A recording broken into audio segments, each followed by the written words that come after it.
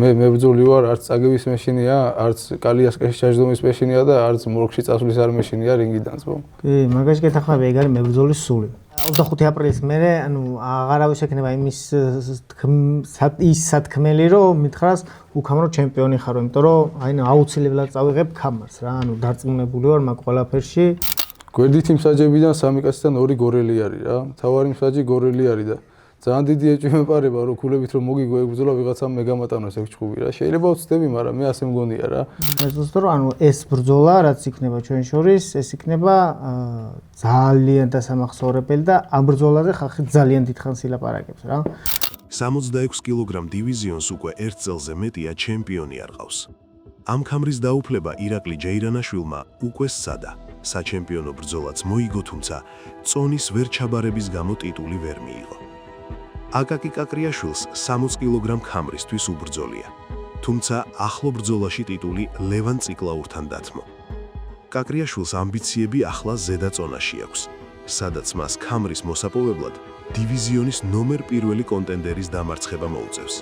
საჩემპიონო ბრძოლამდე კონტენდერებმა ერთმანეთთან პირისპირ გაისაუბრეს. გამარჯოს ირაკლი. გამარჯობა. შორიდან ვისწავთ მედაშენ ერთმანეთს რა. კაი საამი გვაქვს და რაღაცა, მაგრამ ნუ ახლოდან არ გიცნობ, არც ესეთი კომუნიკაცია არ ქონია ერთმანეთთან, რომ დამჯდარი ყავით და გვესაუბრა, არც უფრაზე არ ვართ ერთად მონახულები და მე პირადად მაინტერესებს, ვინ ხარ, რა ტიპი ხარ და რა თქმა უნდა მაყურებელსაც ძალიან აინტერესებს, ვინ ხარ, რას წარმოადგენს, სად მუშაობ. ორი სიტყვით შეგიძლია რომ გამეცნო მეც და მაყურებელსაც. ბატონო. ეს სახე და გვარით ასე ირაკლი ჯეირანაშვილი რო არ ეგ ყველა მიცის. ანუ მთელი ცხოვრება რომ მოვდივარ ამ სპორტით, მე მგონი ეგეც უკვე ნაცნობია ხალხისთვის. არაფერი, უბრალოდ ერთი ჩვეულებრივი ადამიანი ვარ, რომელსაც აქვს მხოლოდ 2 რუტინა, დარბაზი, სახლი, სხვა არაფერი, დარბაზში მუშაობ ძირითადად. წინა ბრძოლის პრესკონფერენციაზე კი ვთქვი, რომ მეთქი ჩემი საქმეა, მეთქი მხოლოდ ბრძოლა და ამას ისევ და ისევ ვადასტურებ, თუნდაც იმით ვადასტურებ, რომ შენთან მიწევს ახლა ბრძოლა, შენთან რატო?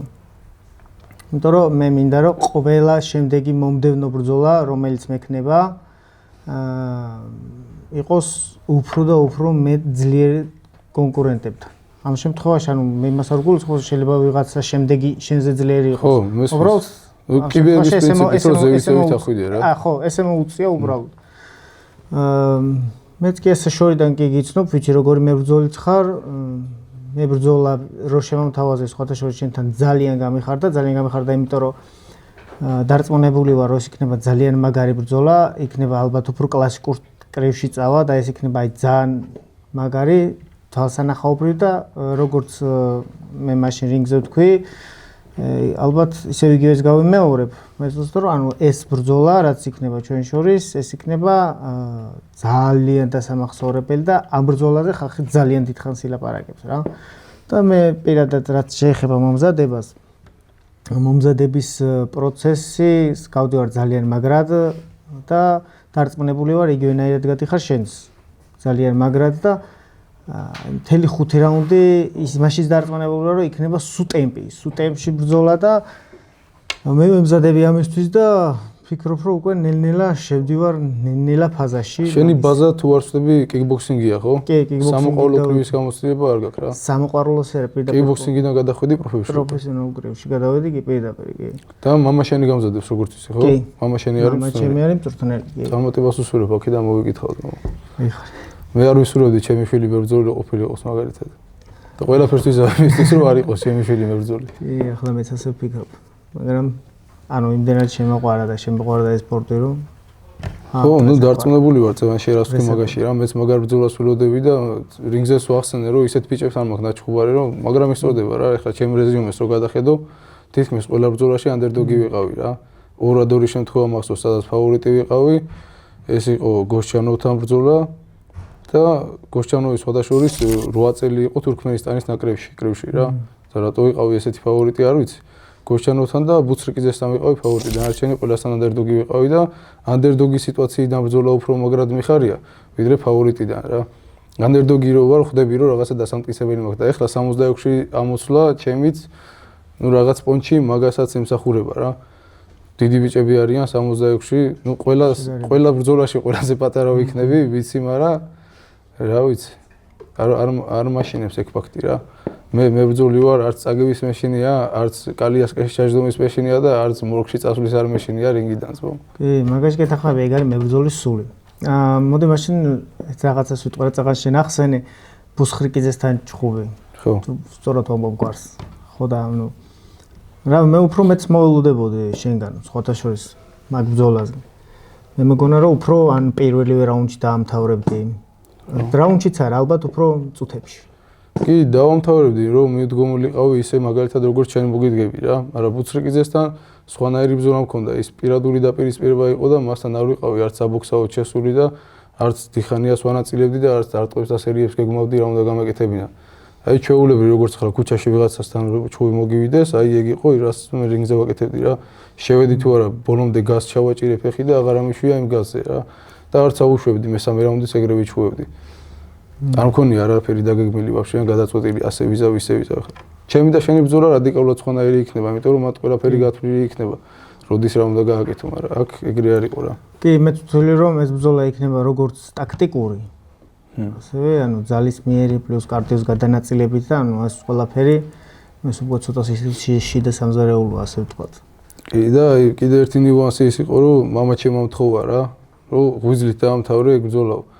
ეცადეო რომ სახეზე მაინც არ დააზიანო, პატარა ბიჭია 20 წლის არისო და თუ შეეშალაო, არა უშავს, ნუ ისწავლისა, მიხვდებაო რომ არ უნდა იქნაო და ეცადეო რომ არ დააზიანო, ძალიან მაგრამ მთხოვა და მამა ჩემს კიდე ძალიან დიდ პატივს ვცემ, არა მხოლოდ მე ვინც ისნობს მაგას, მამა ჩემს ყველა დიდ პატივს ვცემს, რა ისეთი პიროვნება არის რა და მინდოდა რომ მალე მორჩენილიყავი, მაგრამ როგორც ჩანს საბას ნანახი ქონდა ჩემი ბრძოლები და თუ დააკვირდები ბრძოლას, ხელი სულ აქ რა. ღვიძლი არ გაუხსნია არც ერთი წამით და ფიზიკურად ვერ ვარტყავდი ღვიძლი.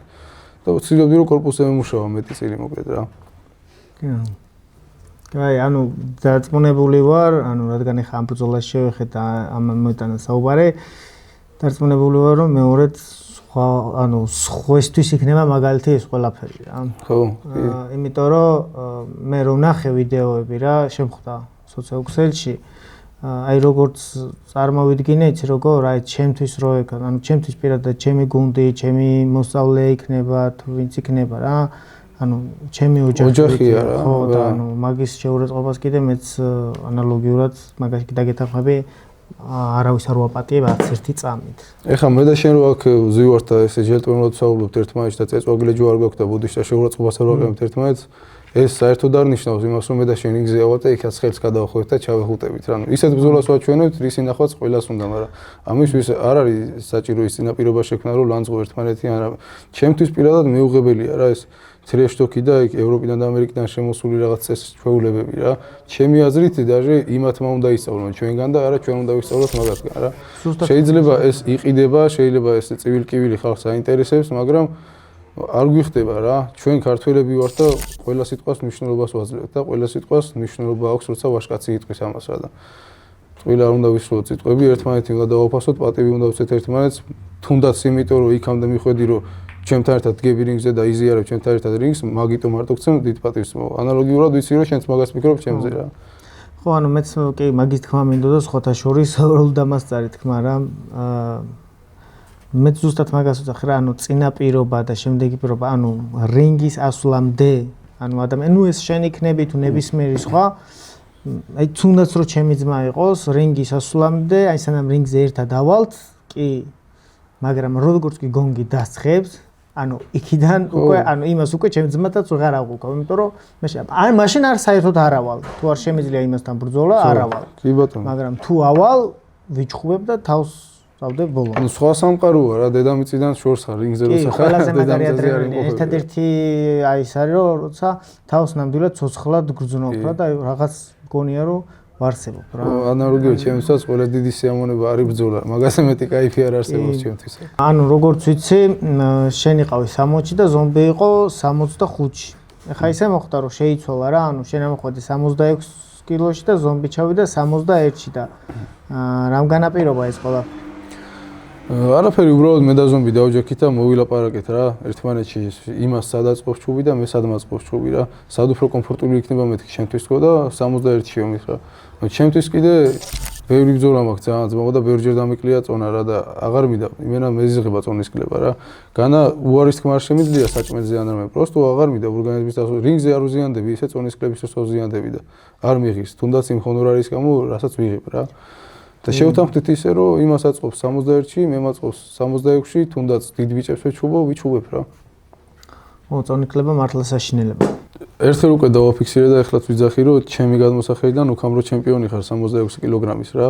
თუმცა შენი უკამრო ჩემპიონობა განაპირობა იმან რომ დარღვევა ქონდა წონის კლებაში რა, ვერ ჩააბარე ის 65 კილო ვერ ჩააბარე რა. 65 და 900 ჩავაბარე. ხო, ეხლა როგორ მიდის შენი წონის კლების ამბავი? ეხლა მიდის ძალიან კარგად, იმიტომ რომ მაშინ ეხლა არ მინდა ეს თავის მართლებებში გამომივიდეს, მაგრამ არც მომზადების დრო მქონდა და არც წონის კლების დრო და ანუ ძალიან ფორს მაჟორში მომიწია ეს ყველაფერი და ეგრე მახსოვს მეც იმიტომ შეგეკითხე რომ მალე აიღე. უცბად ავიღე ეს ბრძოლა.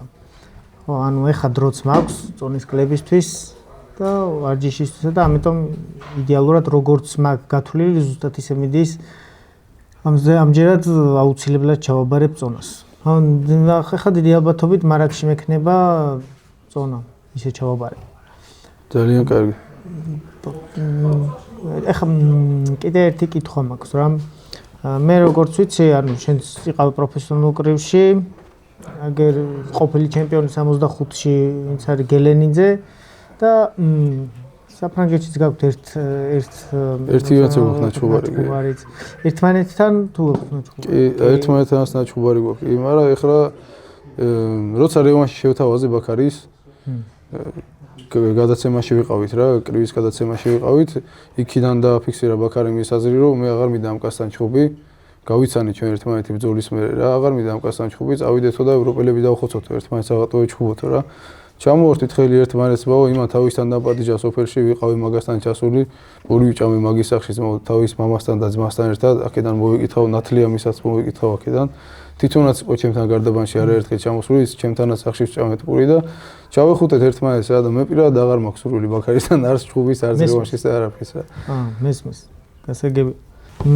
ნუ მოკლედ, ანუ ეს ჩემი მზადება, ეს ჩემი წვალება და ეს შრომა, რასაც ახლა ჩავდებ 25-ში, 25 აპრილს, დიდი ალბათობით კი არა, ანუ ზუსტად ვიცი რომ ანუ აღარ ვიქნები, 25 აპრილის მერე, ანუ აღარავის ექნება იმის ის სათქმელი, რომ მითხრას უკამრო ჩემპიონი ხარო, იმიტომ რომ აი აუცილებლად წავიღებ ქამარს რა, ანუ დარწმუნებული ვარ მაგ ყველაფერში. ალბათ შენც ეგრე ფიქრობ, დარწმუნებული ვარ. ხო, რა, მაგისთვის მოდივარ კი. სხვანაირად არ ფიქრობ, ამიტომ დასაგებად არც მე არ მოდივარ, ერთი რაღაცა მინდა რომ ვთქვა ძმაო. გვერდითი მსაჯებიდან სამი კაციდან ორი გორელი არის რა. თავარი მსაჯი გორელი არის და ძალიან დიდი ეჭვი მეპარება რომ ქულებით რომ მოგიგო ეგ ბრძოლა ვიღაცამ მეგამატანოს ეგ ჩხუბი რა. შეიძლება ვცდები, მაგრამ მე ასე მგონია რა. ამიტომ ყველაფერს გავაკეთებ იმისთვის რომ ქულებით არ დავამთავრო ეგ ბრძოლა. ბოლო რაუნდი რო ესა ბოლო ბრძოლაზე როცა ვიყავი არ დაგეთანხმები მაგაში, იმიტომ რომ არც თავარი საჯი არ იყო გორელი და არც სამი იყო გორელი. როგორც შენ ახლა გვერდით ამსაჯები ზო. კი, არც გვერდით. არის ცნობ, მე ვიცნობ აქ ბიჭებს. მე ვიცნობ. მე გორელები არიან თო. შენ არ ხარ გორელი? კი, მე ვარ, მაგრამ ვინ იყო გორელი? გვერდით ამსაჯები და ურჯუმელაშვილი არ იყო. არ იყო შენთან? შენი მეც. ეხლა გეუბნები. ჩემი მეც არა, ანუ შენ ბრძოლაში. ხო და ანუ არ არიან, ეხლა გეუბნები, ეხლა არ არიან თქო თო. ანუ ჩვენ ბრძოლაში ესენი არ იმსაჯებენ? ეხლა ურჯუმელაშვილი პრინციპში კაი ტიპი არის, მაგას ბავშვობიდან ვიცნობ და მე არ შემჩნევია რომ მაგას არასწორად ემსაჯას. თუმცა კი, ანუ მე კაი, თუნდაც სამი ყოფილიყო, ანუ მე დარწმუნებული ვარ რომ თუ იმაში ეჭვგებარი ვარ რომ წინა ბრძოლა მე იობაშვილთან არ მომეგია. არა, კაცო, მაგი ბრძოლა უყურე და მოიგე, კაცო. კი, ანუ არ გამომიწვია. დარწმუნებული ვარ, სწორ გადაწყვეტილებას მიიღებენ, ანუ ჩემი იქნება თუ შენი იქნება ბრძოლა, ანუ დარწმუნებული ვარ მაგ ყველაფერში. ხო, მე ზოგადად არც კრივის მსაჯებს, არც პროფესიონალი კრივის მსაჯებს, მით უმეტეს არც გამასიან, არც რომელიმე სხვა ორგანიზაციის არც მაგდა ჩხუბარი, არასდროს არ მენდობოდი რა. და ყოველთვის ჩემთვის გამარჯვება არის, მსაჯებამდე რო არ მივასაქმე ეგ რა, ნოკაუტი ან ტექნიკური ნოკაუტი რა. არ შენ არ ხარ გამონაკლისს, მეც მაგიტომ მოვდივარ შენთან რა. არ ვაპირებ რომ ქულებით მოვიგო, იმიტომ რომ ძალიან დიდი ეჭვი მეპარება იმაში რომ რომც მოვიგო გამატარონ ეგ ბრძოლა რა. ამიტომ ყველაფერს ვიზავ იმისთვის რომ 5 რაუნდი არ გაგრძელდეს ჩვენი ჩხუბი. ძალიან კარგი. რა ზუსტად აი მეც მაგისთვის მოვდივარ რა, მაგრამ მე ვიცი რა ძალიან მაგარი ბრძოლა იქნება, აი ძალიან მაგარი. ხო და. კი, დარწმუნებული ვარ. ყველა მაგაზე თქოს რატომ მორჩა მალე. ერთი სული მაქვს ნახო მეც არ მეინტერესებს.